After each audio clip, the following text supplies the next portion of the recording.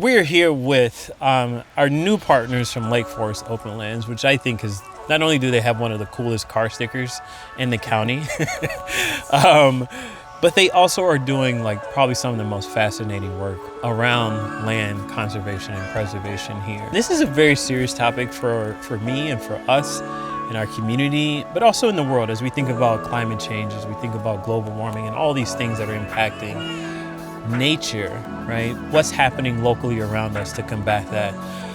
The partnerships that not only we are doing together, but also that Lake Forest Open Lands are involved in this coastal area. I have continually tried to push the brand into the space where we can be outside hosting programming. So we're doing some awesome stuff this summer with these guys. I don't want to let you guys introduce yourselves. Just tell us who you are, your title, and what you do for Lake Forest Open Lands. Sure. So I'm Ryan London, President and CEO of Lake Forest Open Lands, and so I oversee the whole operation of the organization. And I'm Julia Lunn, Director of Engagement and the Center for Conservation Leadership at Lake Forest Open Lands. You guys have over 900 acres of land. What was the original mission of Lake Forest Open Lands first? And then second, how has that evolved over time as the landscape here has changed? There was an active environmental movement that kind of got kick-started after the Wilderness Act of 1964 nationally, and a lot of small conservation groups started saying, hey, we need to do something about this changing landscape as development worked its way through. And so by 1967, there was quite a few little small conservation groups nationally.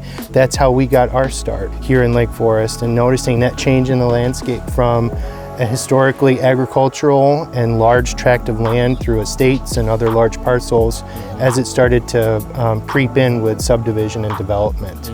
And we're fortunate, again, to have the privilege to work with some landscapes here that were never even plowed, that were never even grazed. And so existing like this site here, existing as it was since when the glaciers left and there was a mile of ice above us. That was the original mission, was very transactional, very protective, getting in and targeting parcels of land to save them before they were lost forever. Over the past 15 years, we've been engaging with a broader Lake County community and connecting that community to the natural world. So through the Illinois Coastal Management Program, we wrote a grant last year, and it was approved and funded.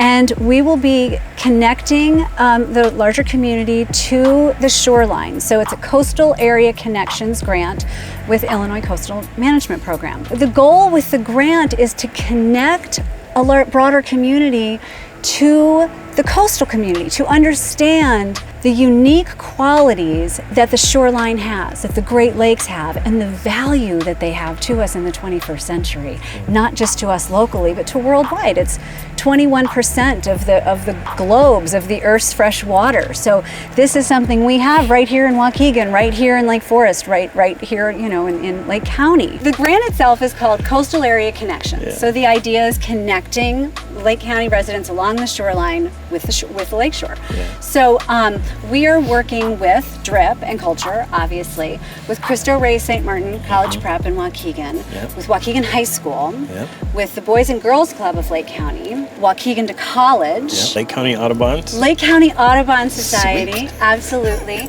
The Wisco Birder, who is Dexter Patterson, the president of the BIPOC Birding Club of Wisconsin. Activities we'll be doing are botanical art workshops, nature's poetry workshop, a canoe building workshop with Cristo Rey and Waukegan to College. And bird hikes here on the preserve. Bird hikes right here at Green, exactly. Which is so cool, We may not see it in our lifetime, but we're building the stage for future generations to come to be able to see really cool things happen and see their world continue to be lush and beautiful as it is now.